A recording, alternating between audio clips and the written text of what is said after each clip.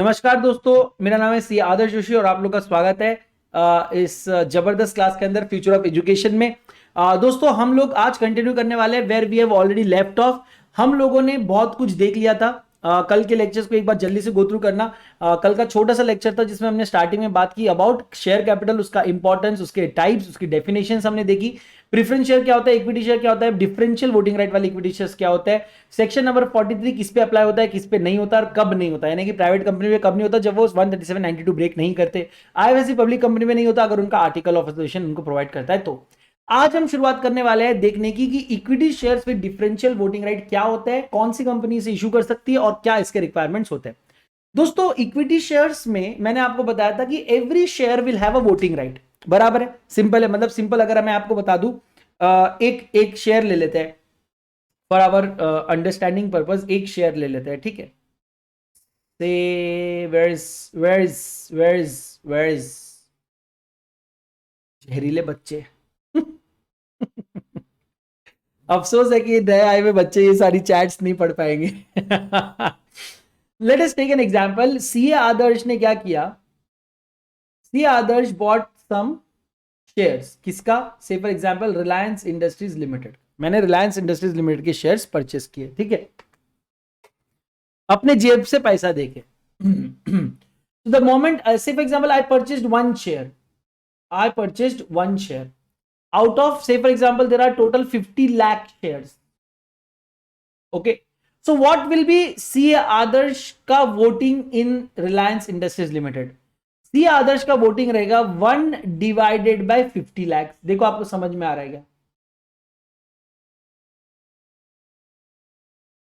देखो सबको समझ में आ रहा है क्या? क्या हो रहा है? Is there any problem? Hi उज्जवल, क्रिश,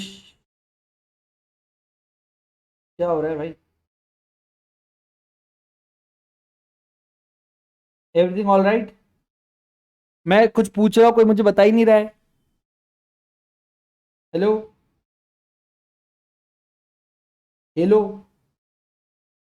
अबे किधर देखो, कोई मेरे को समझ ही नहीं रहा है। मेरे से कोई बात कर ले भाई। कोई बच्चा यहाँ बात करने रेडी है मेरे से मतलब आप, तुम लोग को ना मैं इसीलिए व्हाट्सएप ग्रुप बना नहीं रहा था, पता है। मैं डिलीट कर दूंगा ये व्हाट्सएप ग्रुप अगर मेरे से बात किसी ने नहीं की तो। Got it? 1/50 लाख से आपका वोटिंग पावर रहेगा, है ना? ओके, इसलिए तो मैं इसको कह रहा हूं प्लेन वेनिला इक्विटी शेयर।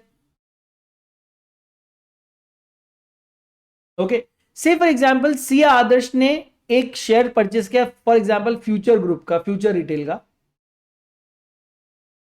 और ये जो एक शेयर है, दिस वन शेयर हैज 0.2 का वोटिंग पावर।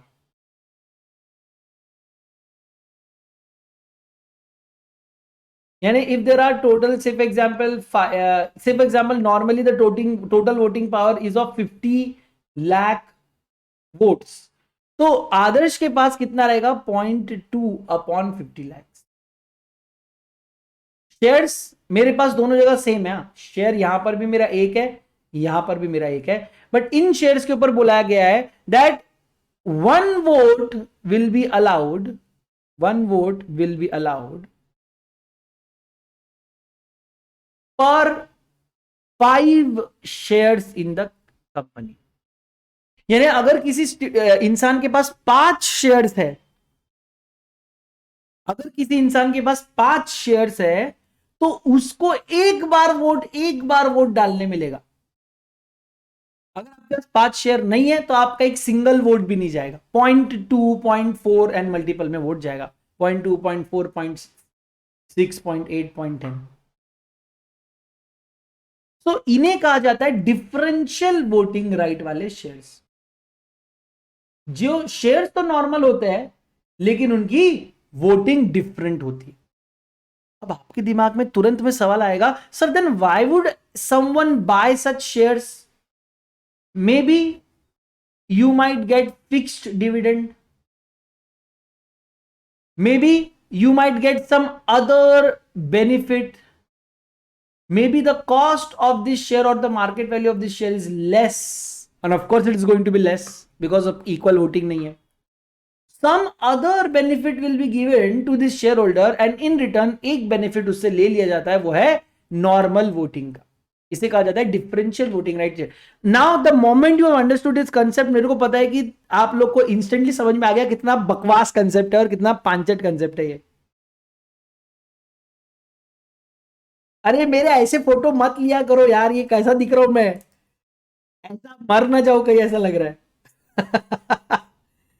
कैसा फोटो है मेरा, अरे रे रे रे, क्या लग रहा हूं मैं, वाह वाह. तुम लोगों को पढ़ने का मन कैसा करता है, मतलब मेरा टीचर ऐसा दिखे तो मैं तो पढ़ाई भी ना करूं.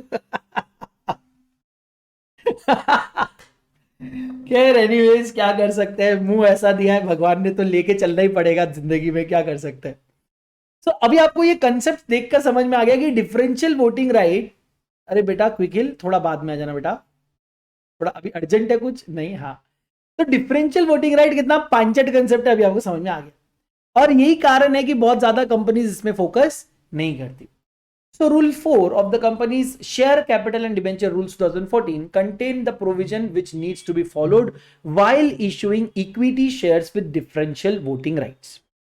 These are stated under, और ये एक दो conditions नहीं है, there are plenty of conditions, बहुत difficult conditions है, ध्यान रखने वाली condition और एग्जाम में आने लायक conditions भी है. Okay, so let us start with the first condition. ओहो ये भी क्या दिन थे भाई, ये भी क्या दिन थे, ये भी क्या दिन थे, क्या दिन थे ये, है ना, मतलब गजब दिन थे वो. एक सेकेंड ना, एक सेकेंड, ये बच्चों के लास्ट मोमेंट डिमांड आते रहते ना. अब ऐश्वर्या मैडम शादी में है, लेकिन उनका कहना है कि वो इस ग्रुप में ज्वाइन होना चाहते हैं. अब उन्हें उन्हें लग रहा है कि यहाँ पे बहुत जबरदस्त चीज कुछ चल रही है ना, तो ऐड कर देते हैं भाई. पैसा दिया है, पैसा दिया है भाई, और वो भी टॉपर है तो ऐड तो करना ही पड़ेगा. ये मैंने उन्हें कर दिया ऐड. ठीक है, कौन बोल रहा है no class today, class is on भाई, ये क्या बात हो रही है, आई एम लाइव, इसको समझाओ कोई. चलो चलो. सो गाइस, सबसे पहला कंडीशन आपके सामने ये रहा. Condition for the issue of equity share with differential rights according to rule 4 sub rule 1, a company limited by shares may issue equity shares with differential rights as to dividend, voting or otherwise. If it complies with the following conditions, if it complies with the following condition number 1, the article of association of the company should authorize the issue of shares with differential voting right. Guys अपने अपने books निकालो and don't tell me कि आपने books नहीं बनाई अभी तक. मैं रिक्वेस्ट कर रहा हूं बुक्स पहले दिन से बनाओ, है ना, पहले दिन से बुक्स बनाओ और पहले दिन से बुक बनाओ एंड उसमें ये सारी चीजें जो मैं बोलता हूँ लिखते रहो. ठीक है, okay, let's go.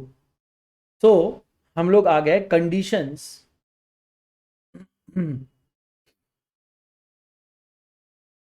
To be fulfilled by companies to issue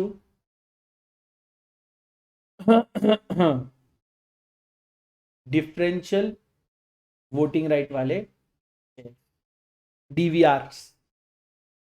ठीक है, डिफरेंशियल वोटिंग राइट्स, डीवीआरस कहते हैं इनको, correct. So let's start with the first and foremost condition. सबसे पहला और सबसे बेसिक कंडीशन ये sir, the article of association must authorise this. The article of association of the company must authorize the issue of shares. Second, the issue of shares is authorized by the ordinary resolution passed at general meeting of the shareholders where the equity shares of a company are listed on a recognized stock exchange.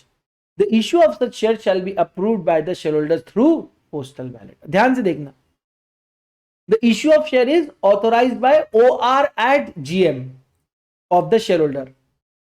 Now, where the equity shares of the company are listed on a recognized stock exchange, the issue of such shares shall be approved by shareholders through postal ballot. तो मैं second point यहां पे लिख रहा हूं, अगर unlisted है अगर अनलिस्टेड शेयर्स है तो OR एट GM, और अगर लिस्टेड है, अगर लिस्टेड है तो OR बाय पोस्टल बैलेट। ध्यान से ये सारी चीजें लिखना है मेरे साथ आप लोगों को। तो इन शॉर्ट में लिखने का मतलब क्या होता है, फोकस करो बेटा, क्लास में फोकस करो please.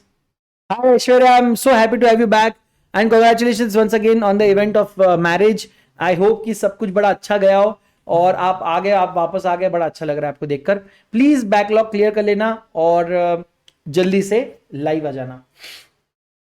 Third and the important point, the voting power in respect of the shares with differential rights of the company shall not exceed 74% of the total voting power, including voting power in respect of equity shares with differential rights issued at any point of time. Basically, DVRs already issued, ध्यान से देखो क्या बोल रहे हो, plus DVRs to be issued, ये यहां पे क्या लिखा है, the voting power in respect of shares with differential rights of the company shall not exceed 74% of total voting power. Okay, should be, इनका वोटिंग जो है, इन दोनों का DVR already issued and DVR to be issued, इन दोनों का voting जो रहेगा शुड बी लेस देन, देखो यहां पे क्या बोला है, शैल नॉट एक्सीड, देखो यहां पे लिखा है शैल नॉट एक्सीड 74%। तो क्या इक्वल हो सकता है, शैल नॉट एक्सीड बोला है, इक्वल हो सकता है। ओके, सो डीवीआर का वोटिंग बोला है शैल नॉट एक्सीड, मतलब शुड बी लेस देन और equal to 74% of total voting power. Now problem here is, ये 74% कहां से आया, ये 74% कहां से आया, ये कोई मुझे अगर समझा दे तो जरा मजा आ जाए। Anyone wants to guess? मतलब ये कितना रैंडम नंबर नहीं लग रहा है ये, मतलब आप सोचो पूरे नंबर्स में how random is this 74। It's like कि किसी ने आपको पूछा हाउ मच डू यू वे और आपने बोला कि मेरा वजन है 68 kilo 45 gram. It sounds very weird man, इतना कौन बता रहा है यार, 68 बोल ना, 69 बोल, इरिटेट। 74% का क्या लॉजिक है? Anyone? Wow, Pradeep fabulous, Sheikh Tabrez fabulous. Sir अगर ये 75 हो जाता ना, अगर 1% से भी ऊपर हो जाता तो स्पेशल रिजोल्यूशन सिर्फ डीवीआर वाले लोग भी मार सकते थे ना। Imagine a scenario, in your company you have 1 lakh shares, ठीक है, 1 लाख शेयर्स में से सिर्फ only 10 shares are DVRs, let us assume only 10 shares are DVRs, rest of the shares are equity shares. Okay, but this 10 shares have differential voting right, का मतलब ये नहीं होता कि वोटिंग राइट कम ही रहे, वोटिंग राइट ज्यादा भी हो सकती है। What will happen if one share, one DVR has, say for example, 20,000 voting power? अब आप बताओ। Now what will happen? More than 75%, भले ये सिर्फ 10 शेयर है, बट 75% से ज्यादा वोटिंग यही कर सकती है, क्योंकि एक शेयर को 20,000 का वोट है यार, एक शेयर, ऐसे 10 शेयर है इंटू 10, तो 2 लाख शेयर्स के बराबर का वोटिंग तो ये 10 शेयर्स को है, और बैलेंस लोगों को अपना सिंगल सिंगल वोट है। तो टोटल का ऑलमोस्ट 80-90% तो ये 10 लोग ही वोट कर रहे हैं। टोटल का 80-90% ये 10 ही लोग बैठ के वोट कर रहे हैं। मतलब this 10 shares control the entire company, और ये 1 लाख शेयर्स जो इधर बैठ के पानी कम चाय है। तो हम नहीं चाहते कि आप एक्सक्लूसिव कंट्रोल ले ले कंपनी का।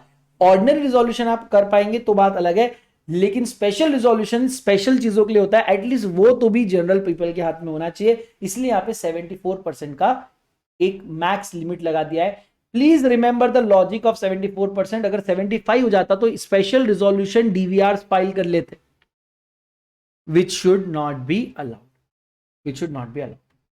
ना इंसाफी हो जाती. समझ में आया सबको? Make some noise. You guys are getting it? और कंपनीज ये ट्राई करती है कम लोगों के हाथ में ज्यादा पावर देने का, और वो ऐसे दिमाग तिकड़म लगा सकती है फॉर दैट, फॉर दैट. ठीक है. Now point number D has been omitted. It was there earlier, now it is not there. Let's go to point number E. The company has not defaulted in filing financial statements, section batao 137, and annual return, section batao 92, for 3 financial years immediately preceding the financial year in which it has decided to issue such shares. Point number 4. Point number 4. Now, no default in 137 and 92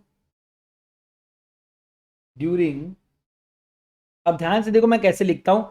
3 financial years, 3 immediately preceding financial year, IPFY.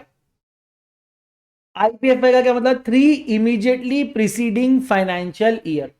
सो आपने सिर्फ इस साल की बात नहीं कर रहा हूं मैं, लास्ट ईयर, उसके पहले का साल और उसके भी पहले का साल, प्रीवियस 3 फाइनेंशियल ईयर्स में आपने ना फाइनेंशियल स्टेटमेंट फाइलिंग में झोल करना चाहिए, ना आपने एनुअल रिटर्न फाइलिंग में झोल करना चाहिए. मुझे क्लीन चिट कंपनी को ये पावर देनी है. एरी गैरी नट्टू गैरी कंपनी को मेरे को ये पावर देने का ही नहीं. Only a clear, clean company should be given this DVR ka power. Otherwise, this power can be badly misutilized and taken benefit of by the people. Then the company has no subsisting default in payment of a declared dividend to its shareholders, or repayment of its matured deposit, or redemption of its preference shares or debentures that have become due for redemption or payment of interest on such deposit or debentures or payment of dividend. No subsisting default. Now, before I start with no subsisting default, I want you guys to tell me what do you mean by the word subsisting. Chalo. What do you mean by the word subsisting? Chalo, batao फटाफट.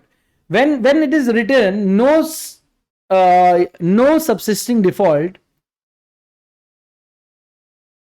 ऐश्वर्या आपकी class कल छूट गई थी, don't worry. आपको live मेरा classes बन चुका है, मैंने अपलोड भी कर दिया है. सिर्फ लिंक शेयर करनी है. आज मैं इस चैट ग्रुप में वो लिंक शेयर कर दूंगा. जिस किसी स्टूडेंट की क्लासेस बची है वो यहां से डाउनलोड करके देख सकता है. No problem WhatsApp. बताइए नो सब्सिस्टिंग डिफॉल्ट का मतलब क्या है? सर नो सब्सिस्टिंग डिफॉल्ट का मतलब है अभी भी कंटिन्यूइंग डिफॉल्ट नहीं होना चाहिए with respect to any of the following. अब देखो नो सब्सिस्टिंग डिफॉल्ट के अंदर कितने सारे पॉइंट्स इन्होंने लिखे हैं. पॉइंट नंबर 1, आपने डिफॉल्ट नहीं करना चाहिए with respect to payment of declared dividend to its share holder. ठीक है, payment of declared dividend.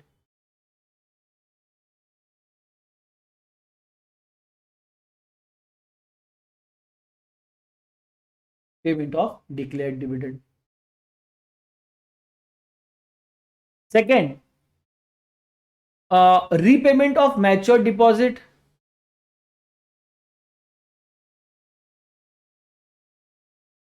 Repayment of matured deposits. तो डिपॉजिट्स क्या होता है बेटा? अगला पूरा यूनिट है डिपॉजिट्स के ऊपर, बताऊंगा आपको. Redemption of its preference shares.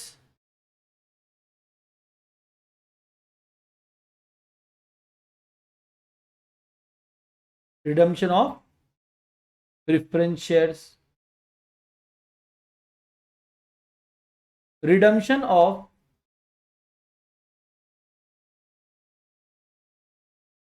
debentures. Hello, जिंदा है ना सब लोग? ओके. और payment of interest on deposit. Payment on interest on deposits. Point number 6, payment of, लिखना है आपको ये सारी चीजें, मैं बताऊंगा क्यों। इंटरेस्ट ऑन डिबेंचर्स,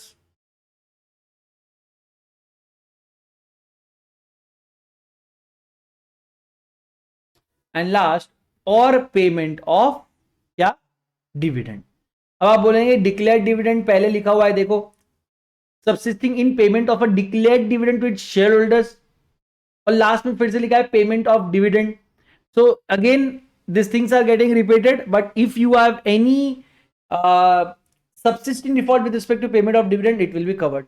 ये 5-6 चीजें आपके सबसिस्टिंग डिफॉल्ट नहीं होना चाहिए, मतलब ये कंटिन्यूइंग डिफॉल्ट नहीं होना चाहिए। सबसिस्टिंग का मतलब यहां पे क्या होता है, कंटिन्यूइंग नहीं होना चाहिए।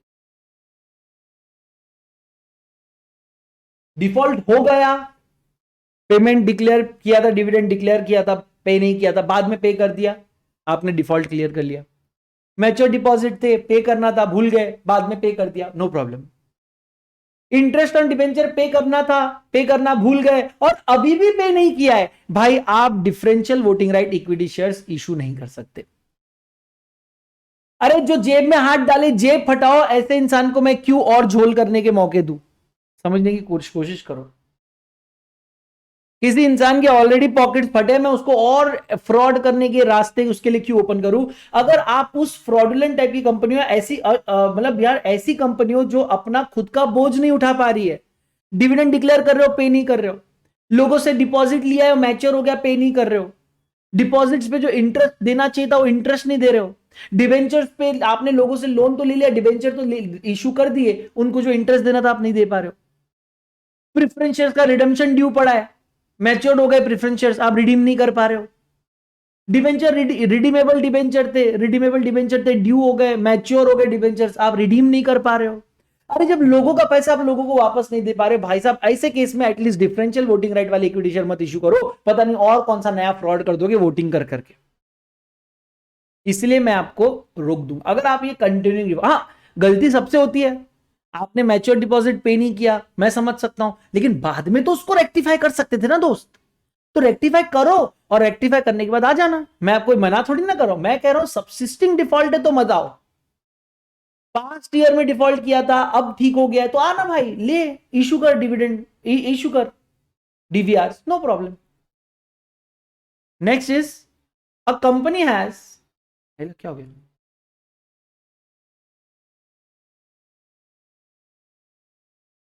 क्या हो गया ये यार, ये रुक जाओ यार, मुझे लगता है मेरी कंसेप्ट इसके दिमाग के ऊपर से जा रही है।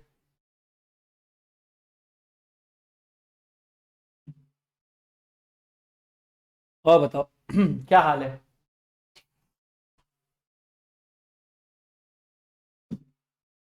भाई एक तो बंद हो या तो कुछ कर, मेरे को पढ़ाने दे भाई, अब तो कुछ नहीं हो रहा है। हिला, क्या रिफ्रेश करूं, मेरा तो पूरा लैपटॉप ही हो गया, अभी वीडियो नहीं आएगा, रिकॉर्ड होगा फिर।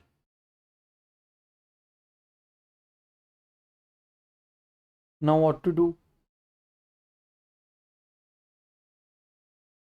Should I wait?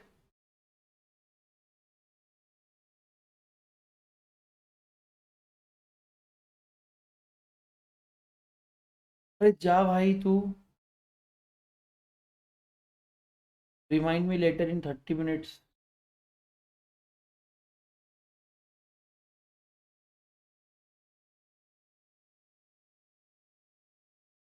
ओके, हो रहा है ना रिकॉर्डिंग? भाई पता नहीं यार, इसका ना कुछ तो देखना पड़ेगा, ड्रॉप रेट भी आ रहा है। Thank you bro, let me again open the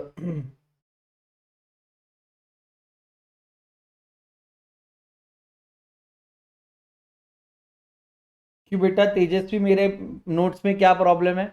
इतनी मेहनत से खर्चा करके नोट्स बनाए मैंने।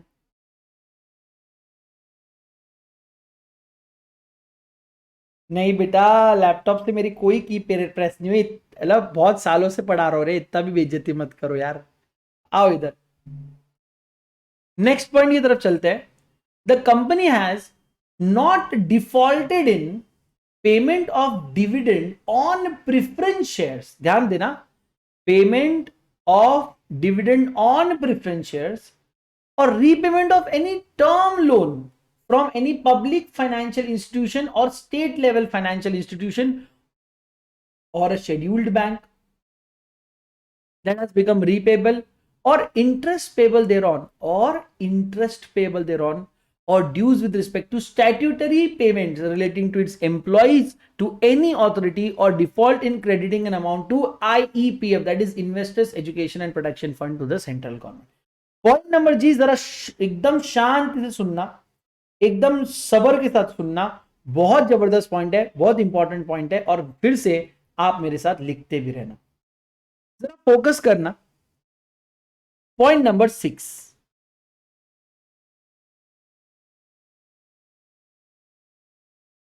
बेटा सीरियल की दिख रहा है, आप बार बार ये मत सेंड करो बेटा, है ना. क्या होगा, डिलीट कर दो हिरल.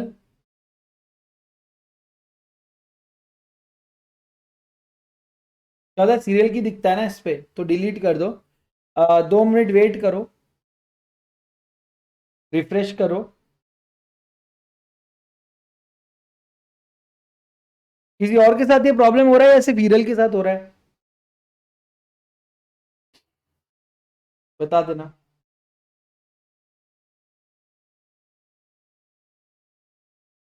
किसी और के साथ ये प्रॉब्लम हो रहा है क्या?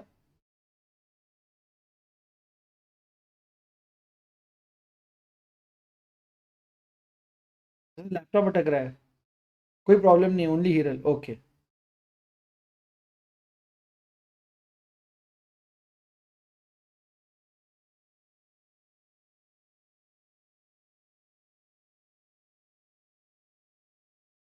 ओके, चलो.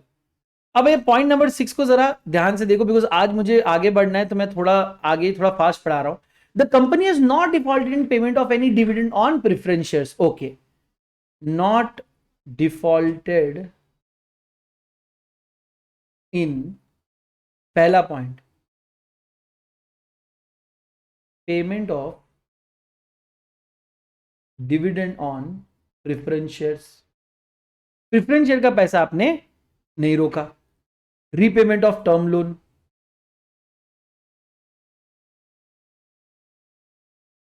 Repayment of term loan. लिख रहे हो मेरे साथ सब लोग? अगर मेरे साथ लिख रहे हो तो फिर इतना चैट कैसे कर रहे हो? From any public financial institution, term loan can be from public financial institution और स्टेट लेवल फाइनेंशियल इंस्टीट्यूशन, और it can be from a scheduled bank. It can be from a scheduled bank. यहां तीनों लिखे हैं, देखो, ठीक है. Then repayment of, या एक्चुअली रीपेमेंट नहीं आएगा वर्ड, रीपेमेंट गलत हो जाएगा. Payment of interest on term loan. अगर आप लोन रीपे नहीं कर पा रहे हो, या लोन के ऊपर का जो इंटरेस्ट ड्यू है वो नहीं कर पा रहे हो, आप pay as and when they become due, या पेमेंट ऑफ स्टैट्यूटरी ड्यूज.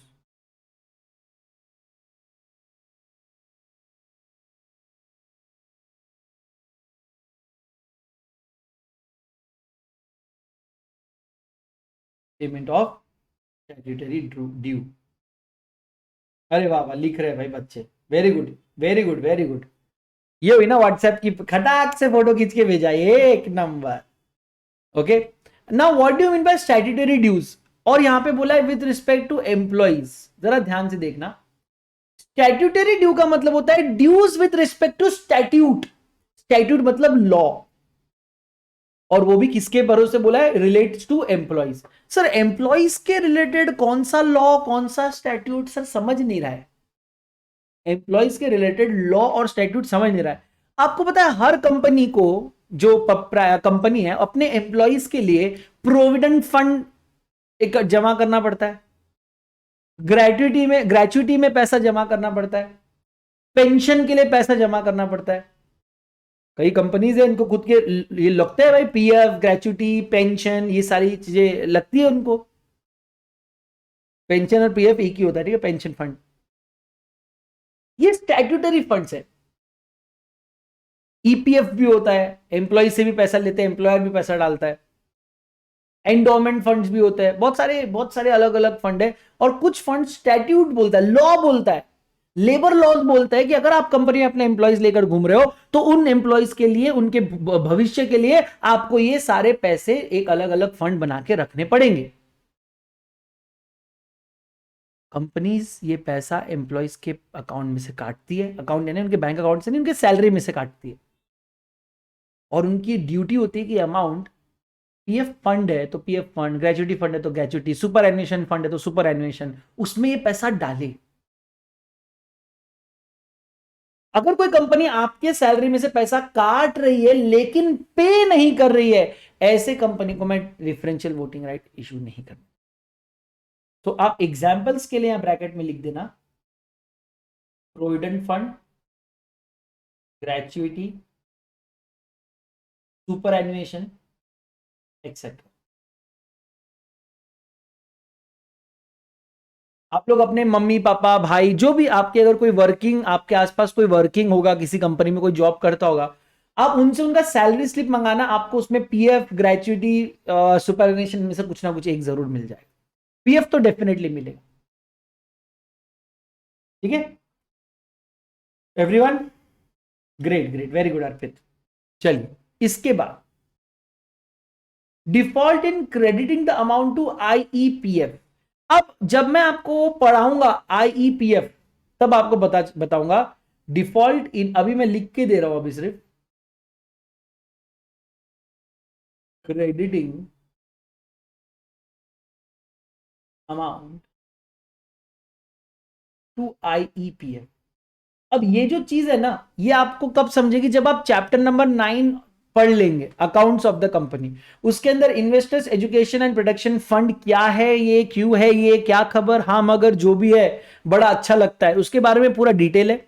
उसमें बताया कि कौन से अमाउंट आईपीएफ में जाते हैं, कौन से अमाउंट आईपीएफ से जाते हैं, वो सारी चीजें वहां बताइए। आईईपीएफ यानी कि investors education and protection fund, ये इन्वेस्टर्स के एजुकेशन और प्रोटेक्शन के लिए बना जाता है। अगर by law, if you are required to transfer even one single rupee into IEPF and you fail to transfer that amount, I will not allow you to issue DVRs.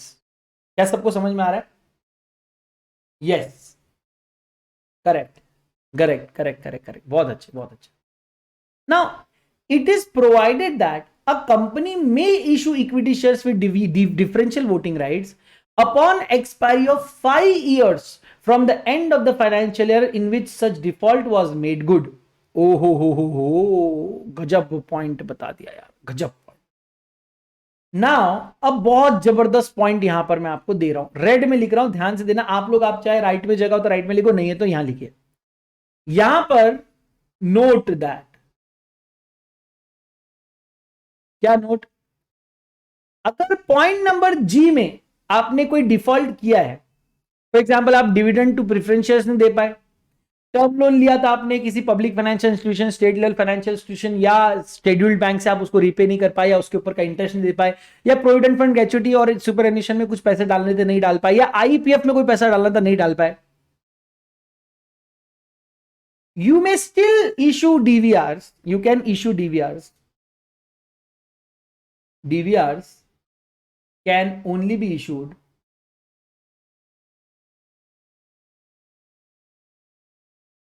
after, ध्यान से देखना मैं जो लिखने वाला हूं, यहां लिखा है DVR can only be issued after expiry of 5 years, after expiry of 5 years from the end of the financial year, 5 years from the end of the financial year in which, ध्यान से देखो, in which the default above was made good. अब इसको समझने के लिए आपको ये करना होगा, से फॉर एग्जाम्पल एग्जाम्पल में बता रहा हूं, आप लिखना चाहे तो लिखिए, नहीं लिखना चाहे तो मत लिखिए।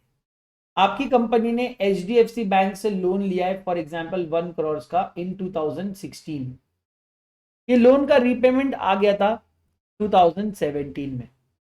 आप यहां पे डिफॉल्ट कर गए, लोन रीपेमेंट में आप डिफॉल्ट कर गए और आपने लोन रिपे किया, ध्यान से देखना, लोन रिपे किया है 25 अप्रैल 2018। अब आप मुझे बताइए, ये कंपनी डीवीआर कब इशू कर सकती है, कौन से ईयर से? डीवीआर कौन से ईयर से इशू कर सकती है? कैलकुलेट करिए और तुरंत मुझे चैट में बताइए। मैं दोबारा लॉ बता दूं, DVR can only be issued after the expiry of 5 years from the end of the financial year in which the default was made good.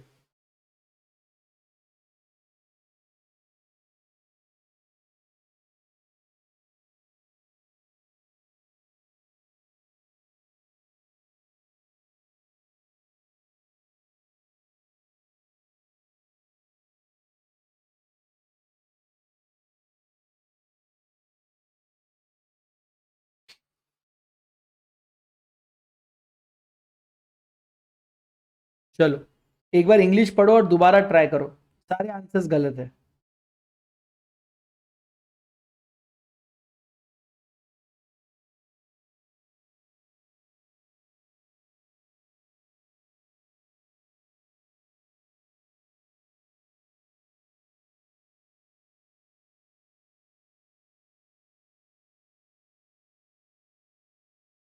Very good Tanu, very good. Now let us understand, ये जरा example आप लिख ही लो, because आप सभी लोगों ने गलत answer दिया है, मेरे को एक बार बताने दो।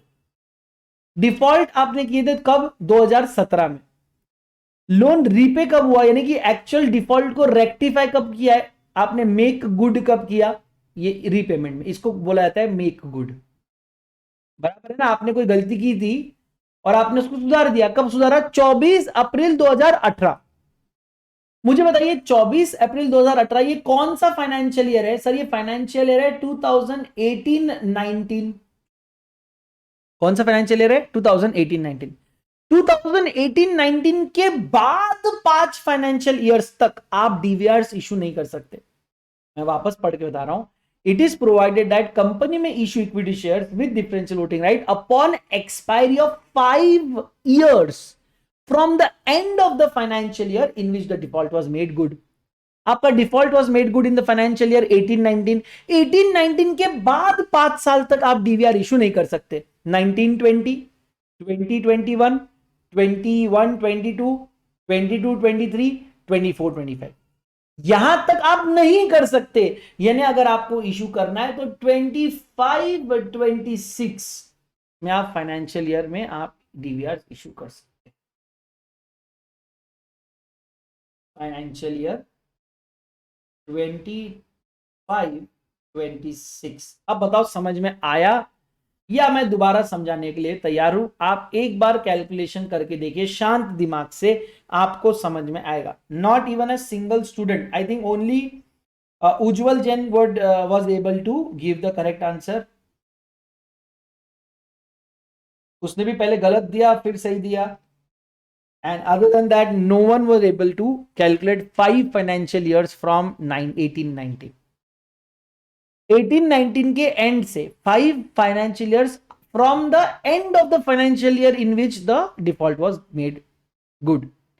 तो default was made good in financial, देखो 25 अप्रैल है, 1 अप्रैल 2018 से 31 मार्च 2019 तक एक फाइनेंशियल ईयर होता है।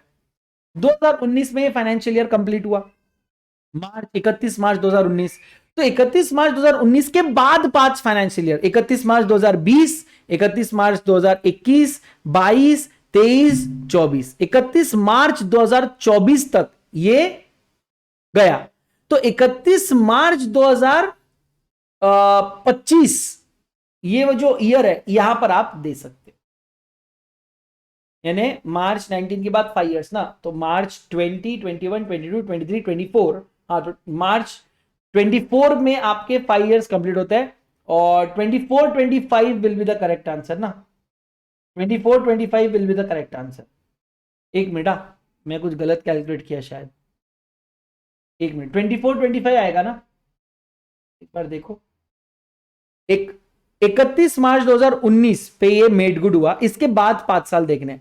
तो 31 मार्च 19 के बाद मैं लिख ही लेता हूं यार, 31 मार्च 19 के बाद 5 आएगा, 31 मार्च 20, 21, 22, 23, 24, तो ये हो गया 1, 2, 3, 4, 5, यहां पे 5 साल कंप्लीट हो गए।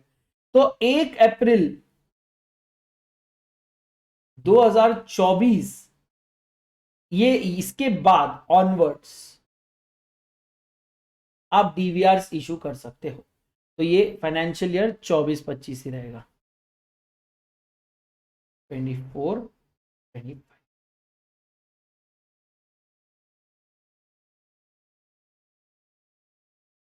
यहीं से ऑनवर्ड होगा अगर आपने कोई और डिफॉल्ट नहीं किया तो, बशर्ते आपने in through out this years आपने कोई और डिफॉल्ट नहीं किया इन पॉइंट नंबर जी।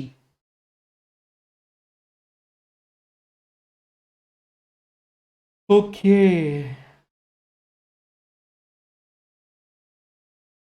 24-25 अब लिख लो फिर ये एग्जाम्पल, तो यानी याद रहेगा। एग्जाम्पल लिख लेना यहां पे, इस ये लाइन के नीचे लिखो। हाँ, ये जो एग्जाम्पल आप लिख रहे हो ना, हेलो गाइस, ये यहाँ पे कटिंग का होता है ना ऑप्शन, है क्या कट का ऑप्शन? ये जो एग्जाम्पल है, अरे ये एग्जाम्पल यहाँ पे लिखो, यहाँ, ठीक है।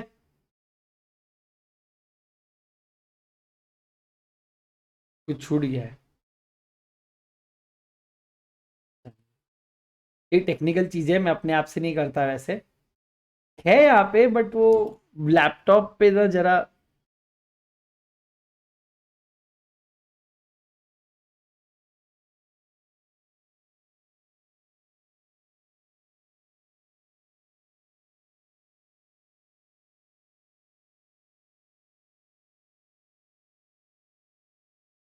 ये एग्जाम्पल यहाँ लिख दो, ये आ गया। ये सही ना, कितना सही है। If only you guys could do this in your books.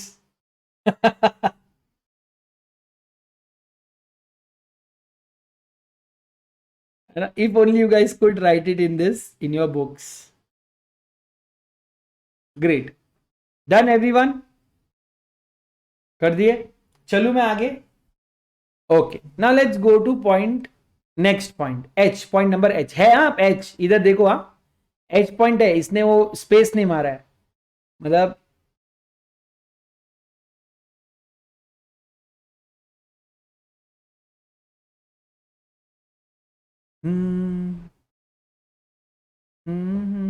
I think अभी नहीं करता मैं, मेरा लैपटॉप ऑलरेडी मर रहा है, तो उससे ज्यादा एक्सपेक्टेशन हो जाएगी लाइफ में। ठीक है, तो ये पॉइंट नंबर एच इधर एंटर मारना रह गया।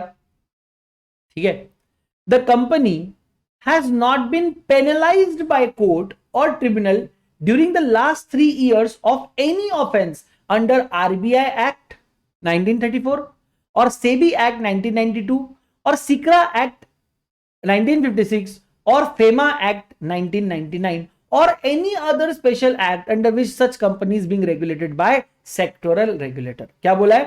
The company has not been penalized by court or tribunal during last 3 years. Last 3 years. So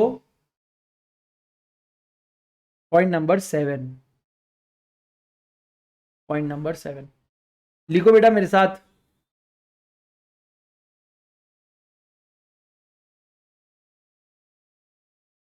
not penalized by court or tribunal during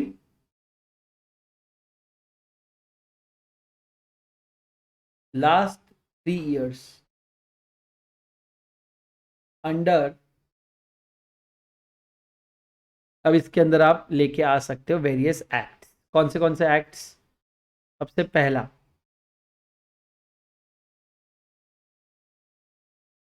RBI, SEBI, SCRA, FEMA, RBI, SEBI, SCRA, FEMA. ठीक है,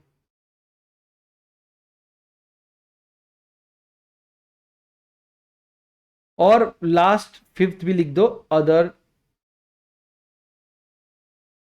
स्पेशल एक्ट्स। अब आप notice करना, ये सारे एक्ट जो है ये सेक्टोरल रेगुलेटर है। अगर आप नोटिस करेंगे, आरबीआई बैंकों को संभालता है, सेबी कंपनीज के और स्टॉक एक्सचेंजेस को संभालता है, एसटीआरए ये भी सेबी कंपनीज, स्टॉक एक्सचेंज और मार्केट को संभालता है, फेमा ये import export, foreign exchange converters, इन लोग को संभालता है। ये सब सेक्टोरल एक सेक्टर्स है अलग अलग, banking, investment, company, stock exchange, foreign exchange, ये सारे सेक्टर्स है ऐसे, और इनके ये सारे सेक्टोरल रेगुलेटर्स है।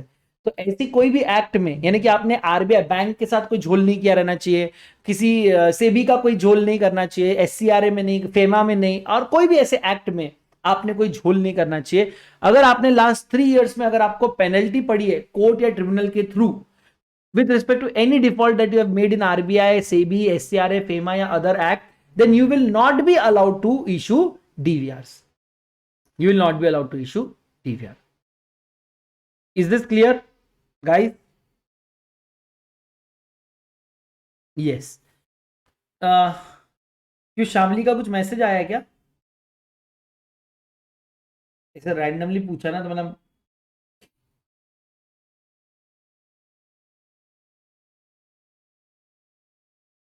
ओके। नेक्स्ट कंटेंट, अच्छा एक बार मैं गो थ्रू कर रहा हूं, एक बार आप मेरे साथ गो थ्रू कर लेना, ठीक है? So if you are a company and you want to issue a DVR, what all rules and regulations you need to follow? सबसे पहले आपके एओए ने ऑथराइज करना चाहिए। अगर आप अनलिस्टेड, आपके शेयर्स अनलिस्टेड है तो आपको ओआर एट जीएम करना है, अगर आपके शेयर्स लिस्टेड है तो आपको ओआर बाय पोस्टल बैलेट करना है। आप याद रखें कि DVR already issued plus DVR to be issued, should उसका voting should be less than और equal to 74% of the total voting power. आप लोगों ने 137 और 92 में during 3 immediately preceding financial year कोई भी तरह का डिफॉल्ट नहीं करना चाहिए। There should be no subsistent default with respect to payment of declared dividend, repayment of matured deposit, redemption of preference shares, redemption of debenture, payment of interest on deposit, payment of interest on debenture. You should not have defaulted in payment of dividend to preference share, repayment of term loan to any financial institution, state level financial institution or scheduled bank, or payment of interest on the term loan, or payment with respect to statutory dues with respect to employees, for example, PF, gratuity, superannuation, or default with respect to crediting any amount to IEPF, that is Investors Education and Protection Fund. Please note that if you have, you can still issue DVRs after 5 years, after the expiry of 5 years from the end of the financial year in which you make good the default. So for example, अगर आपने default को make good किया है in the financial year 18-19, so you will be allowed to issue DVRs on and from the financial year 24-25. तो make good करने के बाद, यानी कि 18-19 के बाद 5 साल, तो 19-20, 20-21, 21-22, 22-23, 24, नहीं 23-24, उसके बाद 24-25 onwards you can issue. Then a company should not have been penalized by the court or tribunal during last 3 financial years with respect to any breach in RBI Act, SEBI Act, SICRA Act, FEMA Act or any other sectoral regulator वाला act. अगर ये सारे points ABCDEFGH उसमें D omitted है, अगर ये सारे points D omitted है, अगर आप ये सारे पॉइंट्स प्रॉपरली फॉलो करते हो, तब जाके मैं आपको डिफरेंशियल वोटिंग राइट वाले शेयर्स इशू करने दे सकता हूं। पलक को ऐड कर दो ना, मैंने नहीं किया है क्या पलक को ऐड? उसका मेरे को मैसेज कहाँ आया है? अच्छा आया है, रुको 1 मिनट, रुको रे।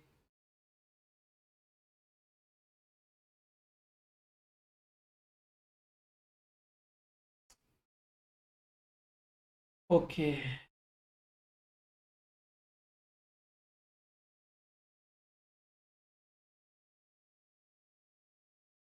क्लियर है? सबको समझ में आ रहा है क्या मैं जो बोल रहा हूँ? पलक तक चल, ऐसा कोई गाना था ना?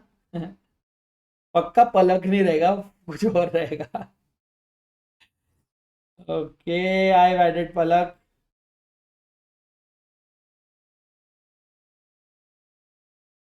नहीं नहीं बेटा, ये जो नोट वाला है ये only with respect to point G है बेटा। हाँ, इसलिए तो वहां लिखा है मैंने। ये जो है ना, this is only with respect to point G. हाँ, ये दूसरी जगह नहीं अप्लाई होता, ये सिर्फ और सिर्फ पॉइंट जी के लिए। No problem Krish. चलो everyone, we are on the same page with respect to all these points. Anyone has any doubt with respect to any other doubt? Pradeep के ऐसा किसी और को कोई डाउट है?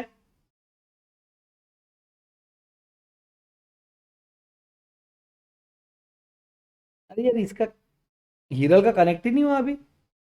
वाह।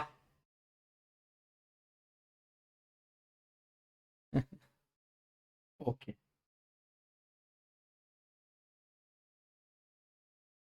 आप लोगों से रिक्वेस्ट है, आप लोग एक काम करना, सभी लोग से मैं बात करना चाहता हूँ, सभी लोग से मैं कह रहा हूँ कि आप लोग अपना जो लैपटॉप्स है ना, अगर आप लैपटॉप्स यूज करते हो तो उसको एक बार उसमें एक तो अच्छा एंटीवायरस डालिए, आजकल फ्री एंटीवायरस भी आता है जो आप डाल सकते हो।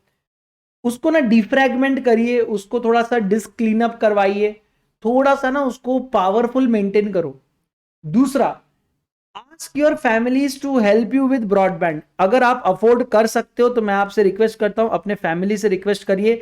भले ही 10 Mbps हो, 5 Mbps हो, 20 Mbps हो, जरूरी नहीं आपको 10 Mbps भी बहुत अच्छा एक ये होता है।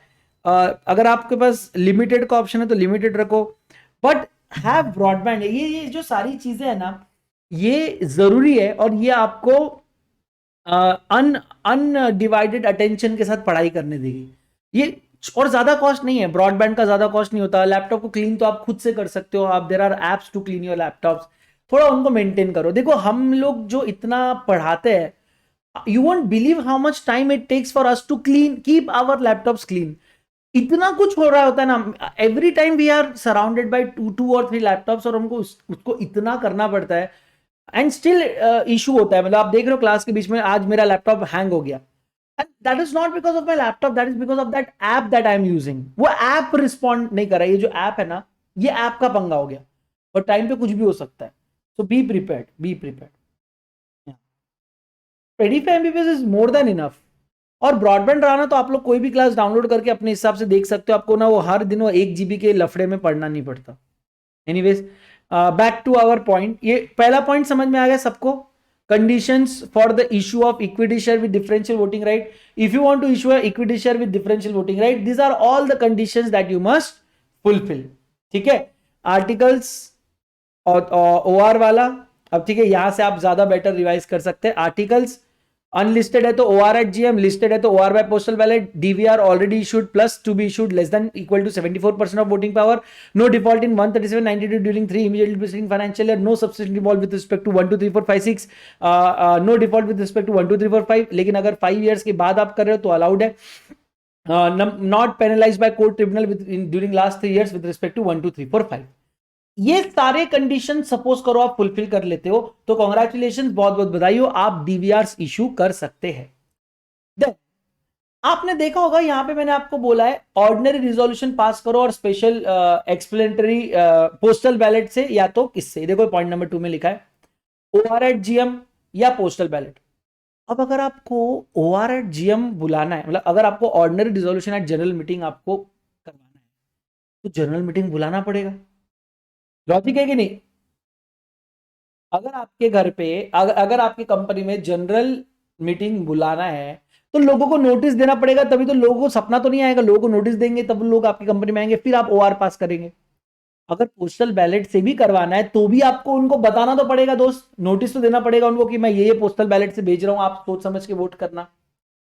तो ये नोटिस के एक्सप्लेनेटरी स्टेटमेंट में क्या क्या रहेगा, ये भी रूल 4 सब रूल 2 बताता है।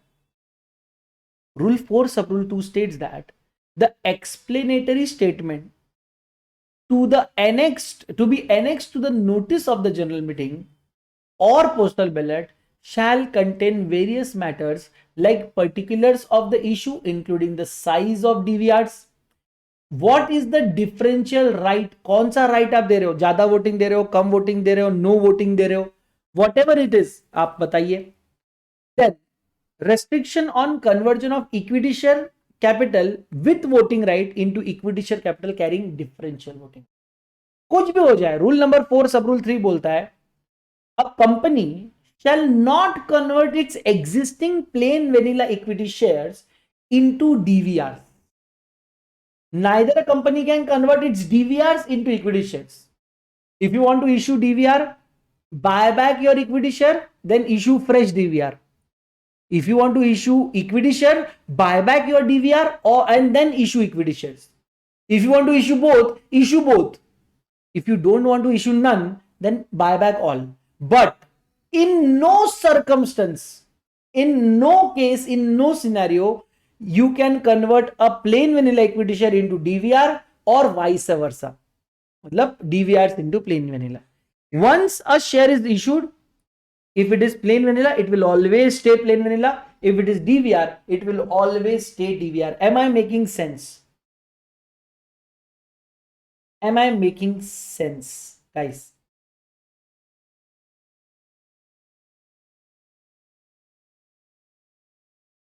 Great, Pradeep. Great. Okay. So no matter what, you are not authorized to convert. Then disclosure in board report. According to Rule 4, Sub-Rule 4, Board of Directors shall inter alia disclose the specified particulars in the board report for the financial year in which the issue of equity share with differential right was completed. जो भी सारी चीजें आप वो postal ballot के या general meeting के notice में डाल रहे हो, वो सारी चीजें आपको डिस्क्लोज करनी पड़ेगी इन बोर्ड्स रिपोर्ट एज वेल. आपको बताना पड़ेगा कि कितने डिफरेंशियल वोटिंग राइट के शेयर्स इशू किए, क्यों इशू किए, कितना साइज था, क्या डिफरेंशियल वोटिंग राइट है, सब कुछ आपको उनको बताना पड़ेगा. Rights to the holders of equity shares with differential voting right.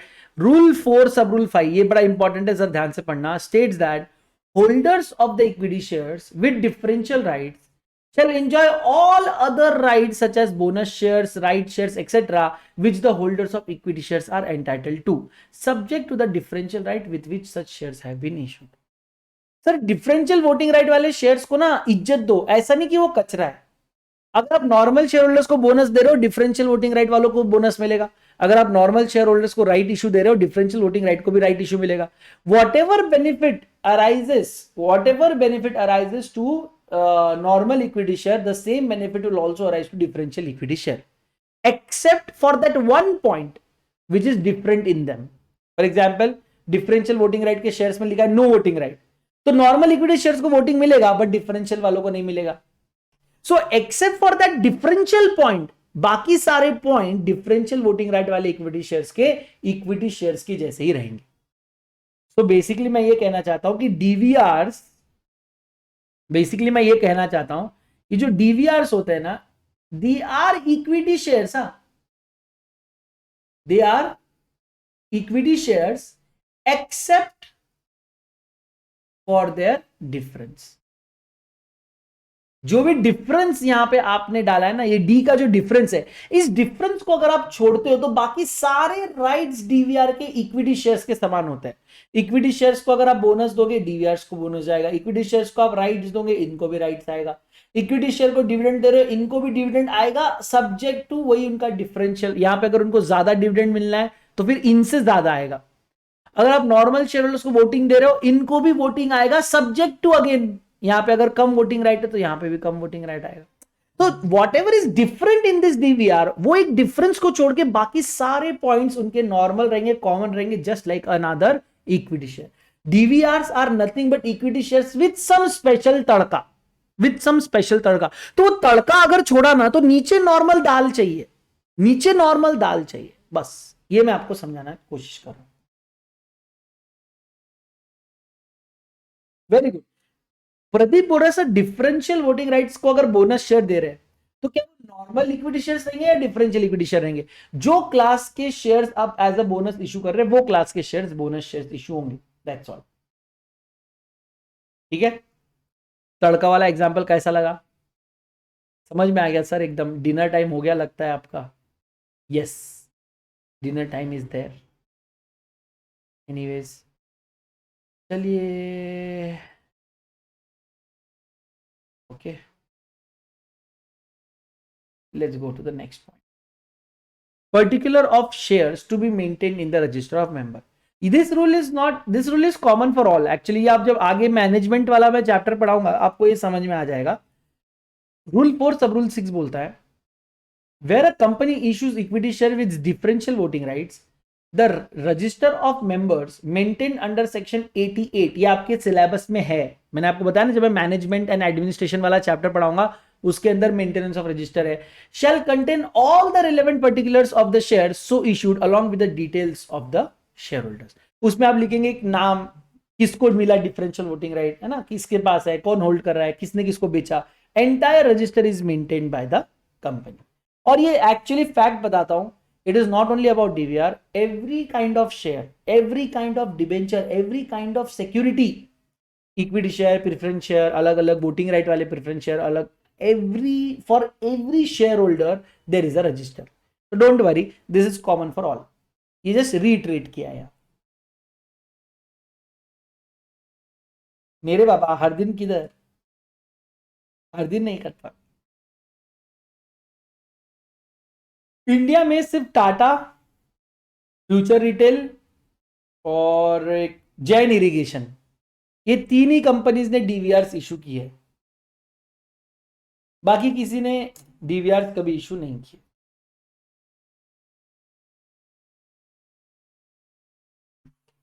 एक बार गो थ्रू करो पूरा।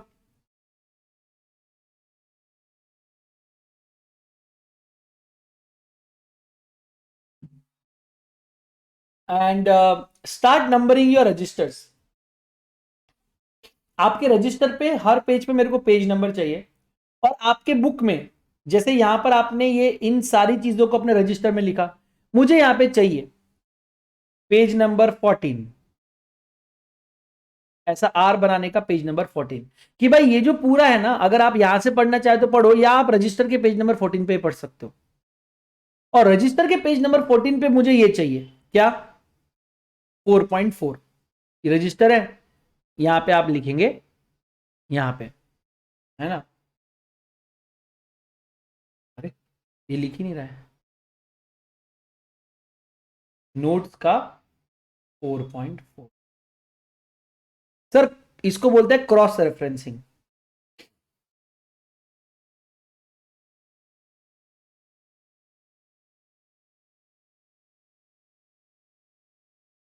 यस बेटा, मैं आपको बताता हूं, बोर्ड रिपोर्ट की आपने प्रदीप बात कही है, तो बोर्ड रिपोर्ट के बारे में मैं आपको बताता हूं, ठीक है। Board report forms part of financial, जो स्टेटमेंट होता है ना उसमें आ जाता है, जो होता है ना फाइनेंशियल स्टेटमेंट उसके एनेक्स्चर्स उसमें आ जाता है, and entire financial statement goes to ROC. तो board report, auditors report etcetera, they by default go to ROC.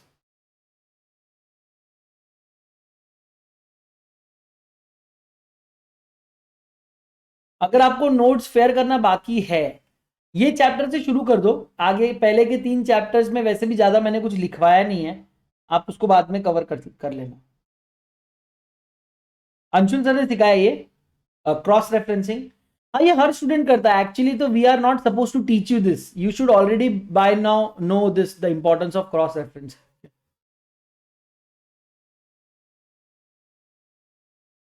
yes yes yes yes yes 100% absolutely Pradeep, that becomes a public document।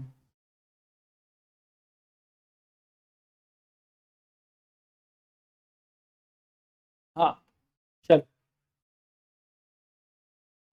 okay, you guys want to continue or should we start certificate of share tomorrow, because it is again a very important concept, ये भी बड़ा concept है, इसमें भी हमको बहुत कुछ लिखना है, it's a actually very big concept, ये एक single class वाला concept है पूरा, and it's better that we do it in one go। You want to do it today right now, it will take a little bit of time,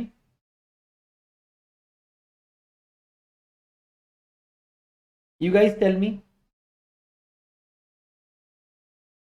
9 बजे तक लेना है, हाँ 9 बजे तक में शायद हो जाएगा, ये मोस्टली हो जाएगा, बट एक दिन के लिए बहुत ज्यादा हो सकता है, तो आप लोग देख लेना, ठीक है।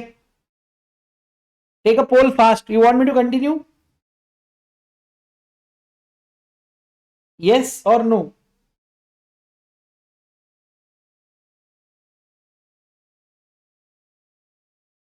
We are ready, perfect, very good, absolutely amazing students. Let's go to certificate of share. आपने ये नाम सुना है, आपने नाम सुना है डॉक्यूमेंट शोइंग टाइटल में. Do you guys remember? Document showing title, कहां सुना था ये आपने?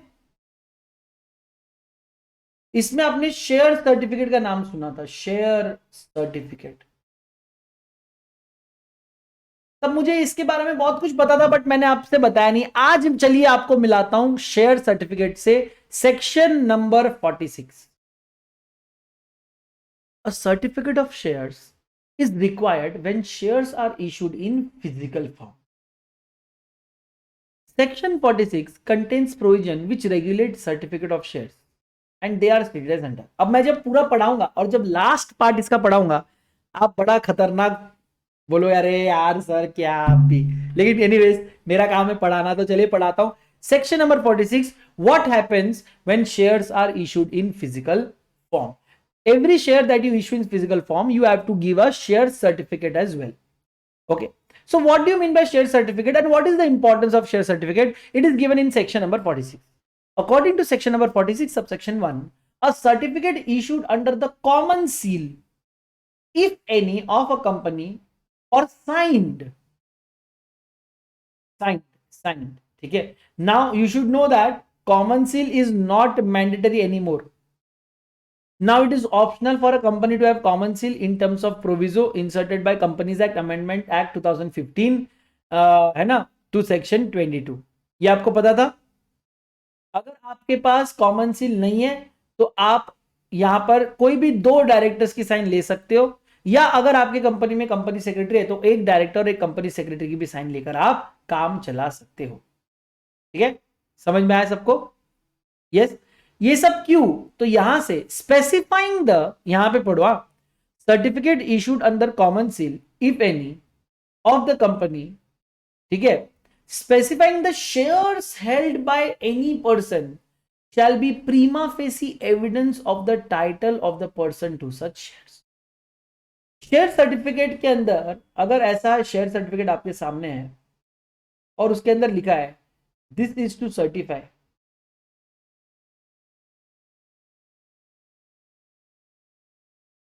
that the Adarsh holds 500 equity shares of face value of ₹100 each in Reliance Industries Limited. यहां पे कंपनी का कॉमन सील आएगा, है ना. अगर कंपनी के पास कॉमन सील नहीं है तो कोई भी दो डायरेक्टर्स का साइन आ जाएगा. अगर कंपनी के पास कंपनी सेक्रेटरी है तो एक डायरेक्टर और एक कंपनी सेक्रेटरी का साइन यहां पे आ जाएगा. यहाँ पे डेट रहेगी और यहाँ पे यूजुअली शेयर सर्टिफिकेट का नंबर रहेगा. फोलियो नंबर भी रहता है. फोलियो नंबर मतलब शेयर्स के नंबर, जो 500 शेयर्स है उनके भी नंबरिंग आपको दिए जा सकते हैं. And this is how basically a share certificate work.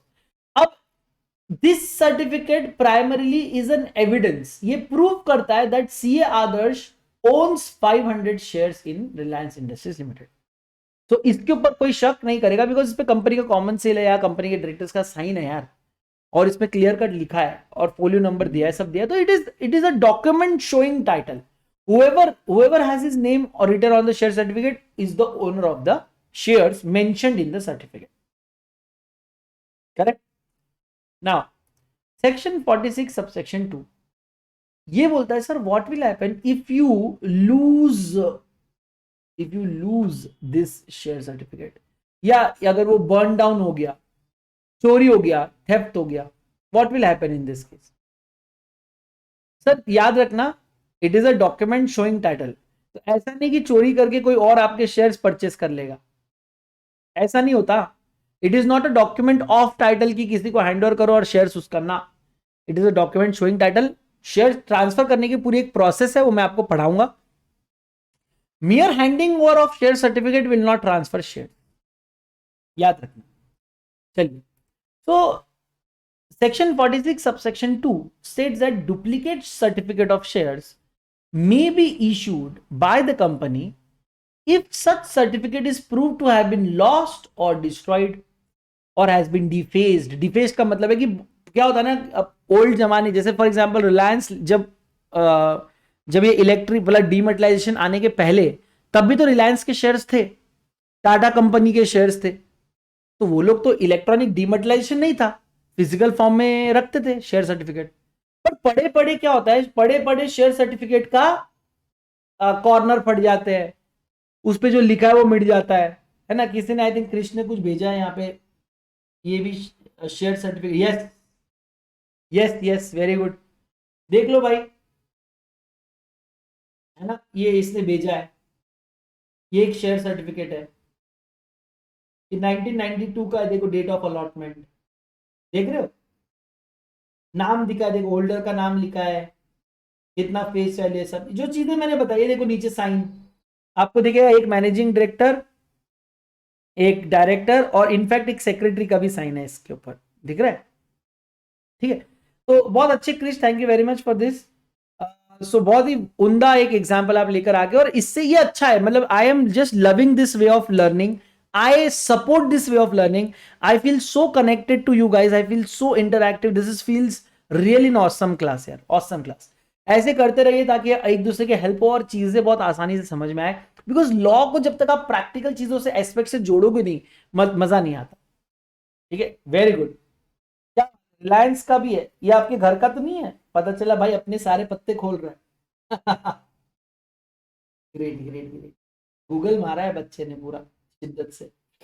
Okay, तो डिफेस होने का मतलब यही होता है कि जैसे अभी इस पे लिखा है, इसका नाम हट गया या आपका नाम नहीं दिख रहा, या जैसे ये जो इसने जलन फॉर्जिंग वाला भेजा है, इसके अंदर वो क्या लिखा है नीचे, वो उसका वो जो प्रिंटेड है वो प्रिंटेड उड़ गया, ऐसे केस में आपको नया डुप्लीकेट शेयर सर्टिफिकेट मिल जाएगा।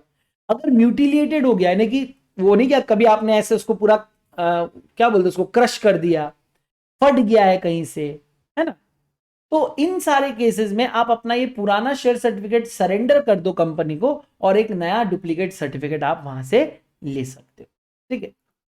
What is the manner of issuing share certificate और duplicate share certificate? Section 46 subsection 3 says that notwithstanding anything contained in the articles of the company, the manner of issue of certificate of share or the duplicate thereof, the form of such certificate, the particulars to be entered in the register of members and other matters shall be as may be prescribed. बोल रहा है कि ये सारी चीजें हम prescribe कर देंगे, और जिस तरह हम प्रिस्क्राइब करेंगे सेम उसी तरह से आपको करनी है। यहां पर देखो फोर्थ का पॉइंट यहां पे लिखा है, refer rule number 5, rule number 6 and rule number 7 of the companies shares and debenture rule 2014 in this respect. आपको कंपनी के रूल्स में जाना होगा और वहां पे आप इनको पढ़ सकते हो, वहां पे बहुत डिटेल में दिया गया है how share certificates are issued. Then manner of issue, ये हो गया, मैंने बताया आपको, या प्रिस्क्राइब मैनर में आपको करना है जो कि रूल्स में बताया हुआ है। जैसे रूल्स में बताया, रूल्स कौन से है यहाँ पे, 5, 6, 7 ऑफ कंपनीज एसडी रूल्स, 5, 6, 7, ठीक है, इसको आप पढ़ सकते हो। देन आता है shares held in depository form, section 46 subsection 4, where a share is held in depository form, the record of the depository is the prima facie evidence of the interest of the beneficial owner। अब ये बात समझाने के लिए मुझे आपको समझाना पड़ेगा how share market works. I know most of you guys might already be aware, but थोड़ा सा मैं आपको चीजें बताना चाहता हूं। What happens is, there are shares, there are lots and lots of shares, say for example you purchased some shares on 1st of April 2021, then instantly on the same day, yeah, maybe on next day, 2nd of April 21, you sold the shares, then you might purchase some new, and this will go on continuously for all the companies, every single day the market is open।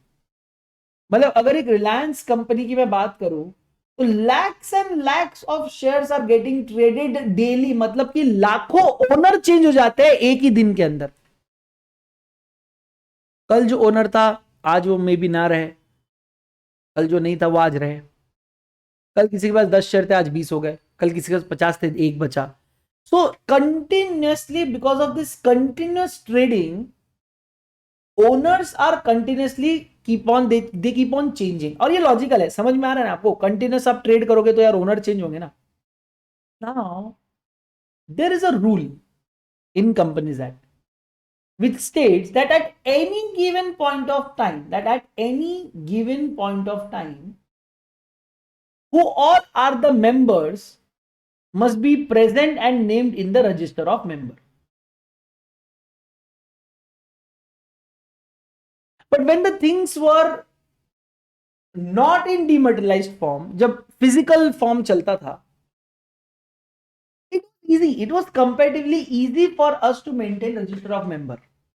To be very frank, it was very easy because every transfer used to come through the company. Company में आएगा, company उसको note करेगा, register में amend करेगा, share certificate बनाएगा, दे देगा.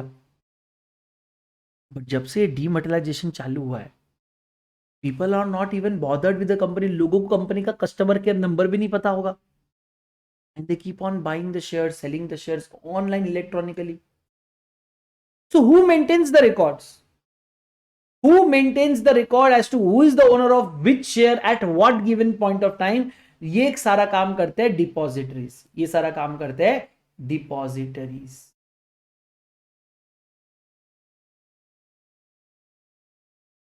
दोनों websites मैंने आपको दिखाए हुए.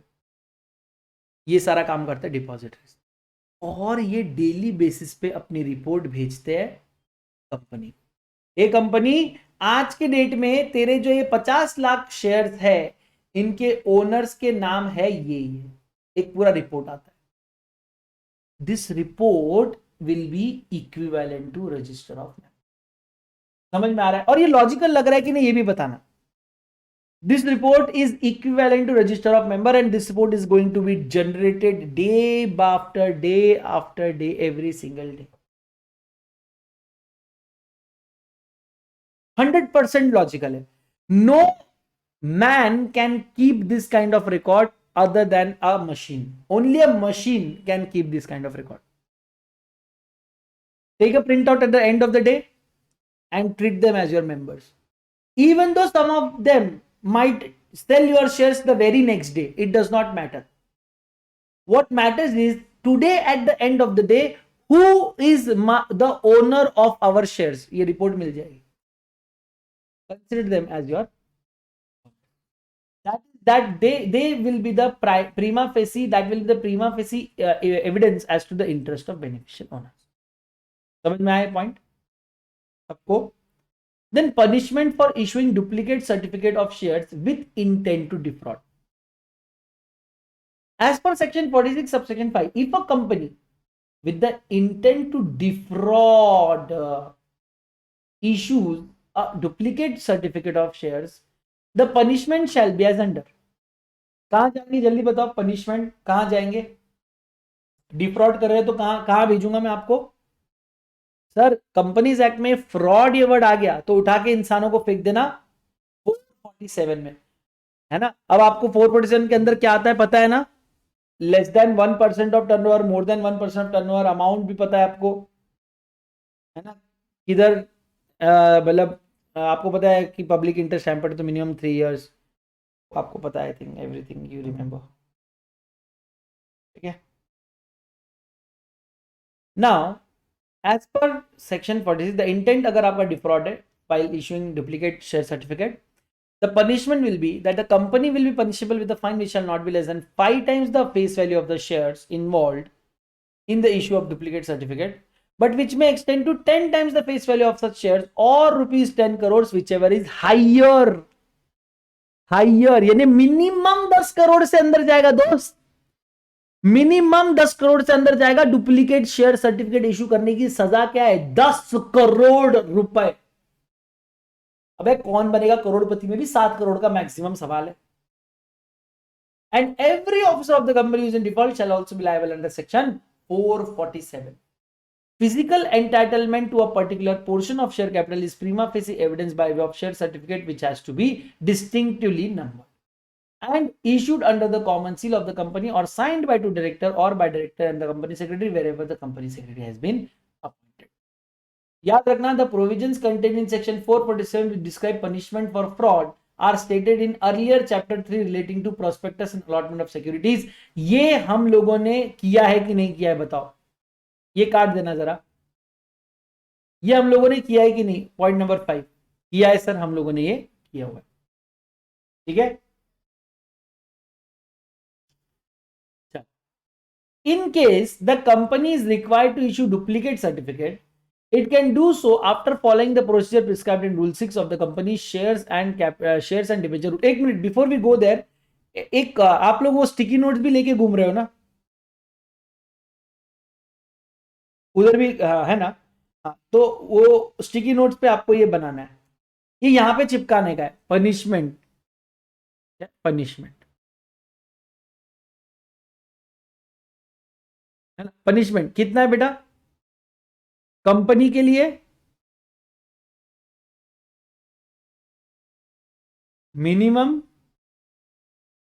5 into face value of share, maximum 10 into face value of share.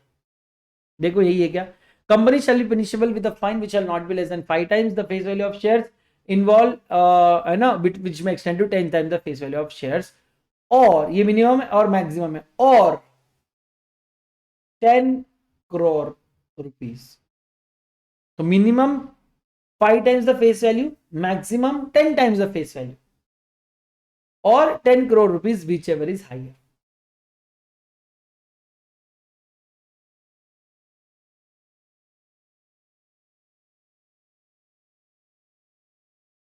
Then members, yeah, per officer is in default.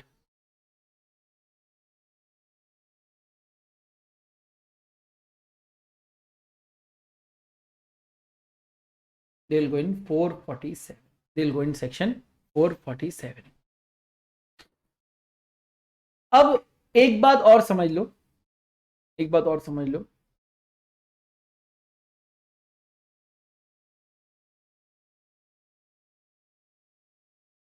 और 10 crores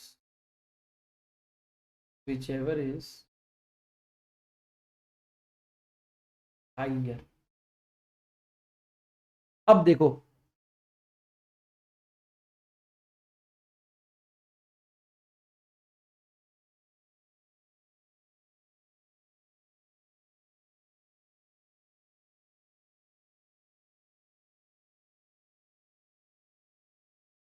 for a second I thought ये मेरी हैंडराइटिंग है, मेरी हैंडराइटिंग है क्या ये? नहीं ना, मैं जब पढ़ता था मैंने भी ऑलमोस्ट ऐसा ही नोट्स बनाया था, मुझे लगा कि मेरा पुराना नोट्स किसी ने ढूंढ के ला लिया। Good good good good. अरे शामली मेश्राम आ गई है, एक मिनट, शामली को भी ऐड कर देता हूँ।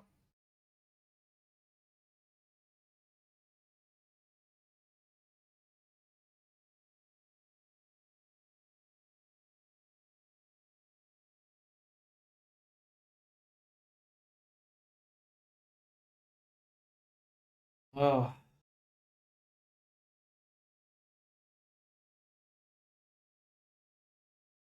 विवेक Agarwal,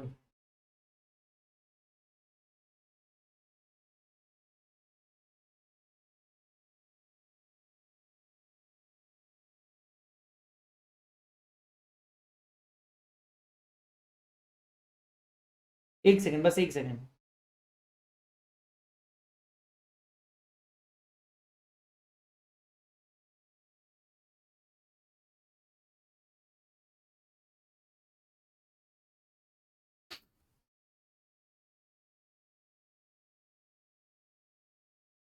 okay everyone,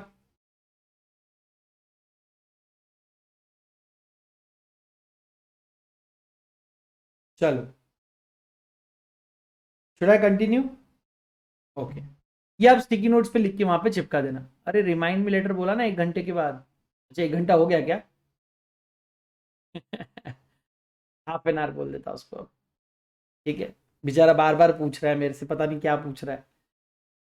okay, in case the company is required to issue duplicate certificate, it can do so after following the procedure prescribed in Rule 6 of the company's share and Debenture Rules 2014.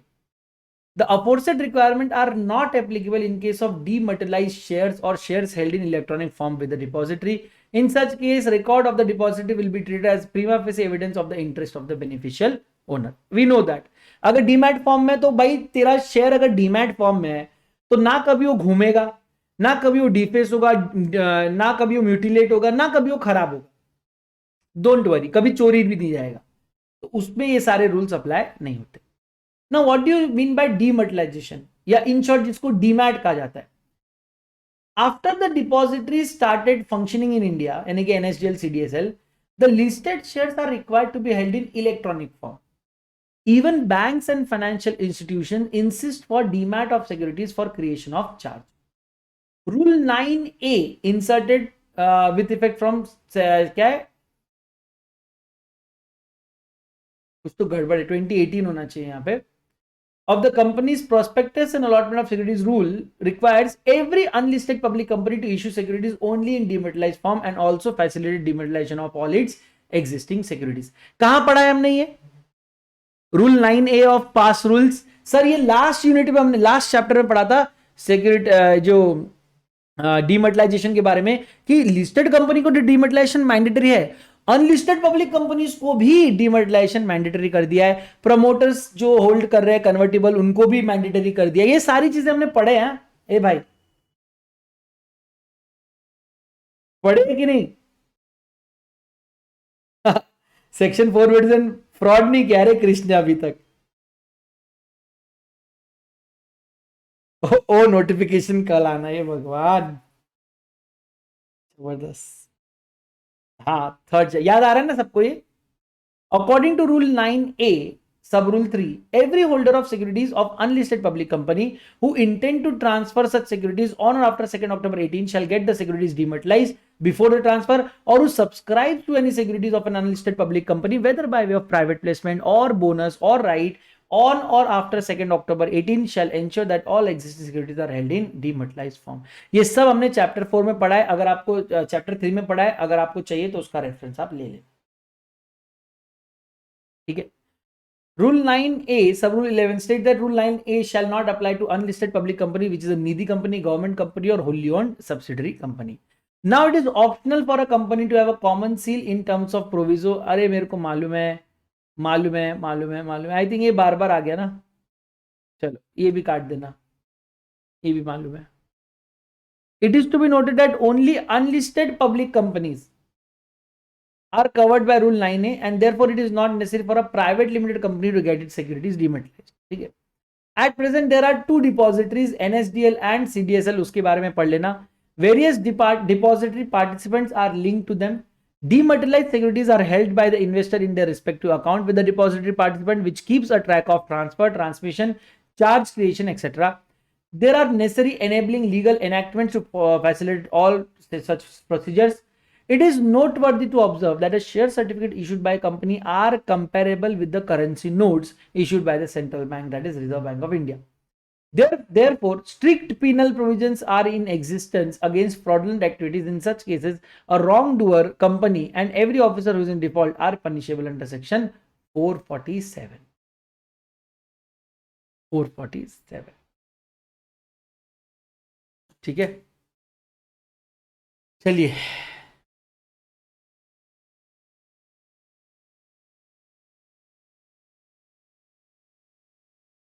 Yes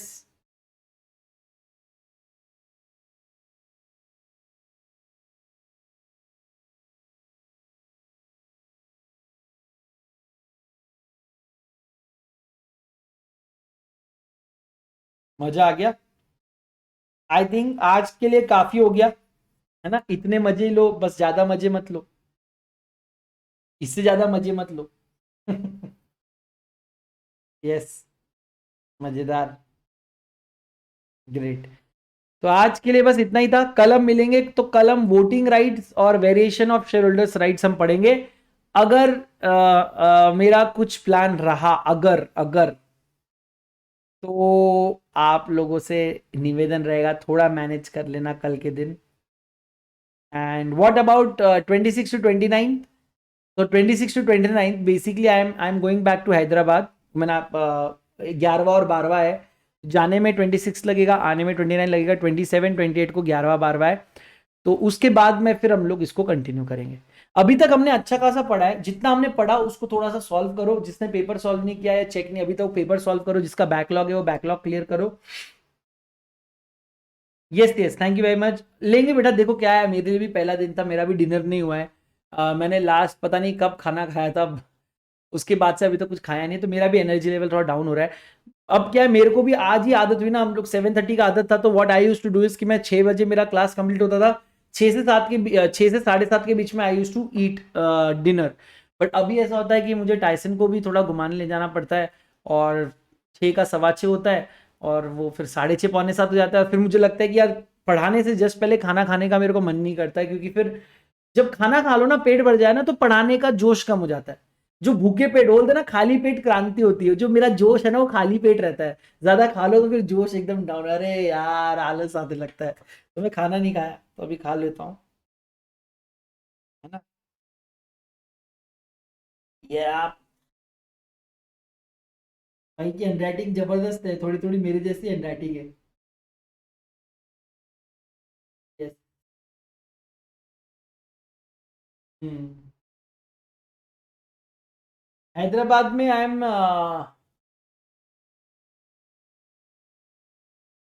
गच्ची, गच्ची बावली, ऐसा कुछ तो नाम था, अजीब सा नाम है, गच्ची बावली या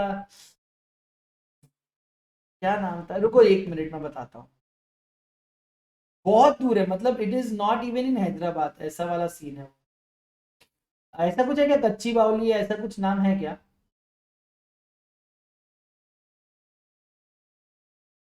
यू गाइस रिमेम्बर? हाँ कच्ची बोली, ऐसा ऐसा शायद, हाँ मेरे को ऐसा कुछ तो याद आ रहा है, वो तो I have to quickly check.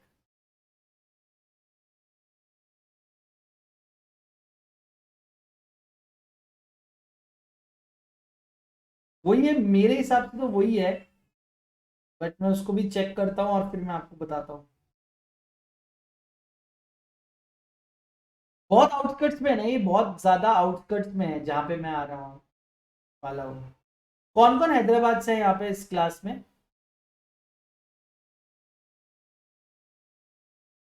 Hyderabad से कौन कौन है? कौन है हैदराबाद से? लोकेशन ही नहीं मिल रहा है यार, मतलब वो ऐसी जगह है कि वहां पे सर्च करके भी हम गूगल लोकेशन से पहुंचते हैं, इतना अंदर अंदर की।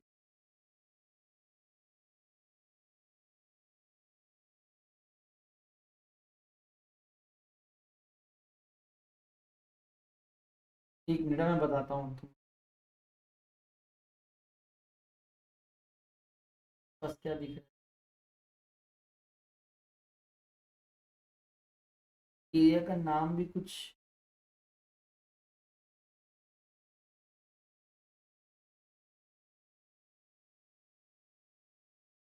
पता नहीं यार। मेरे को, मैं मैप में देख रहा हूँ तो मेरे को समझ में नहीं आ रहा, आप सोचो तुम लोग, बहुत ऐसा है एरिया। खैर मैं बता दूंगा, कोई बात नहीं। और बताओ, हैदराबाद की क्वीन कौन है? अरे वाह Kevin, that is amazing bro. थोड़ा ट्रेंडिंग सुधारो, थोड़ा बेटर लिखना नेक्स्ट टाइम से।